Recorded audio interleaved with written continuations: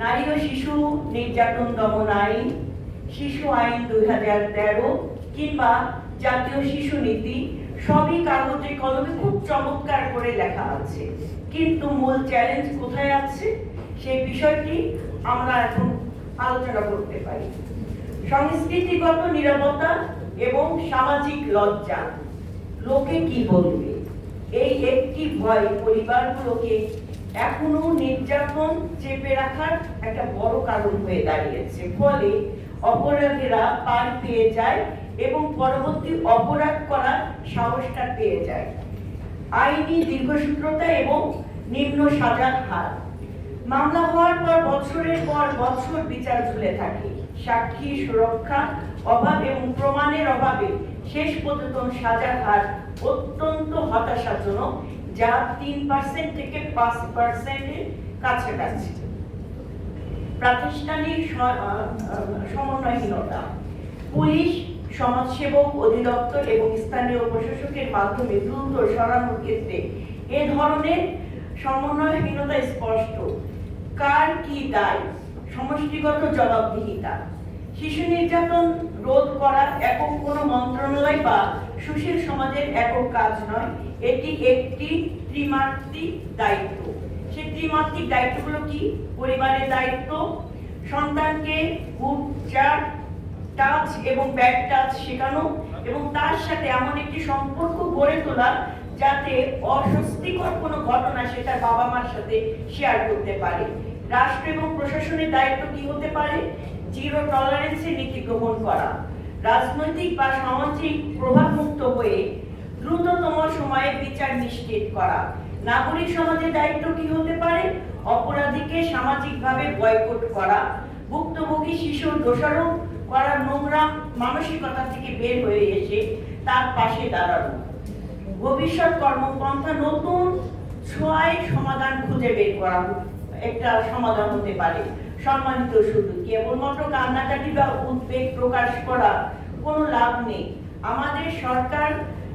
আমাদের দরকার সুনির্দিষ্ট এবং সময় উপযোগী কর্মপন্থা। আজকের এই প্রথাগত ধারণার বাইরে কিছু প্রযুক্তি বান্ধব বাস্তবতার কথা আমাদের মাথায় রাখতে হবে।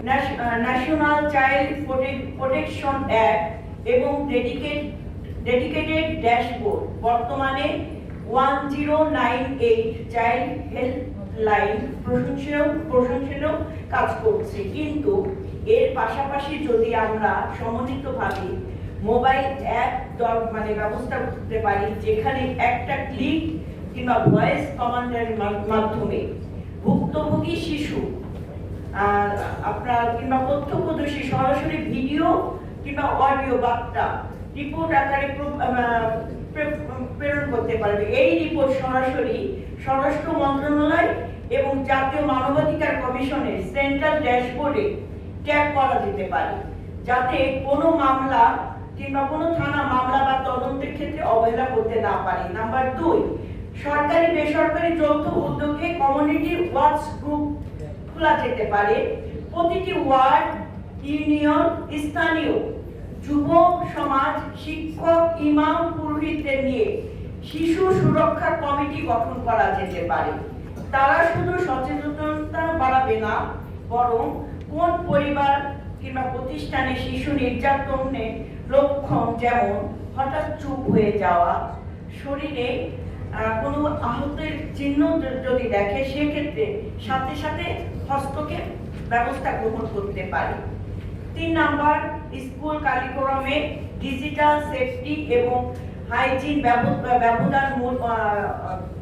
বাধ্যতামূলক করার জন্য শারীরিক সুরক্ষা নয়, ডিজিটাল সুরক্ষার বিষয়ে প্রাথমিক বিদ্যালয় থেকে পাঠ্যক্রমে অন্তর্ভুক্ত করা যেতে পারে। কোন লিংকে ক্লিক করা যাবে না, অনলাইনে কার সাথে কথা বলা অনিরাপদ, এই কথাগুলো শিশুদেরকে খেলার ছলে আমাদেরকে শেখাতে হবে।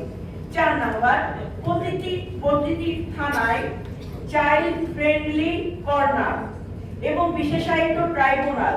একটি নির্যাতিত শিশু যখন থানায় আসে, তখন পুলিশ যেভাবে চিল্লাচিল্লি শুরু করে, জেরা শুরু করে, তখন ওই ভুক্তভোগী শিশু কিন্তু আরো বেশি মানসিক এবং ভয়ের শিকার হয়। তখন সে তার প্রকৃত ঘটনাটা খুলে বলতে পারে না। সেক্ষেত্রে প্রতিটি থানায় একজন নারী পুলিশ কর্মকর্তার অধীনে একটি খেলার ঘর কিংবা চাইল্ড ফ্রেন্ডলি ডেস্ক বাধ্যতামূলক করতে হবে। একই সাথে শিশু নির্যাতনের মামলার জন্য ফাস্ট ট্র্যাক কোর্ট গঠন করে 90 দিনের মধ্যে মামলা নিষ্পত্তিকরণ করতে হবে। শুধু মণ্ডলী, পরিশেষে বলি, আজকের শিশু আগামী দিনের ভবিষ্যৎ। এই স্লোগানটি মুখস্থ বলতে বলতে যেন আমরা মলিন করে ফেলেছি। এই জিনিসগুলো আমাদেরকে অনুধাবন করতে হবে। একটি শিশু যখন নির্যাতিত হয় তখন কিন্তু শুধু তার শরীর আঘাতপ্রাপ্ত হয় না, একটা আস্ত ভবিষ্যৎ অন্ধকারের দিকে নিক্ষিপ্ত হয়। এটা আমাদেরকে মনে রাখতে হবে। আসুন আমরা আমাদের চারপাশে শিশুদের জন্য এমন একটি বাংলাদেশ গড়ে তুলি যেখানে আমাদের শৈশব কাটবে হাসিতে, খেলার মাঠে, বইয়ের পাতায়।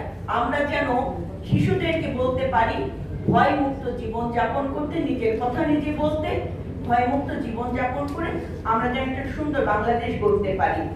কোনো অন্ধকার কোণে ভয়ের কান্না নয়। আমাদের মনে রাখা জরুরি যে রাষ্ট্র যদি নাগরিকের নিরাপত্তা দিতে ব্যর্থ হয় তবে সেই রাষ্ট্রের উন্নয়নের কোনো অর্থই থাকে না। আসুন আজ এই সেমিনার থেকে আমরা প্রতিজ্ঞাবদ্ধ হই, যতক্ষণ দেহে আছে প্রাণ, প্রাণপণে পৃথিবীর সরাবো জঞ্জাল, এই বিশ্বকে এই শিশুর বাসযোগ্য করে যাব আমি নবজাতকের কাছে। এ আমার দৃঢ় অঙ্গীকার। সবাইকে ধন্যবাদ।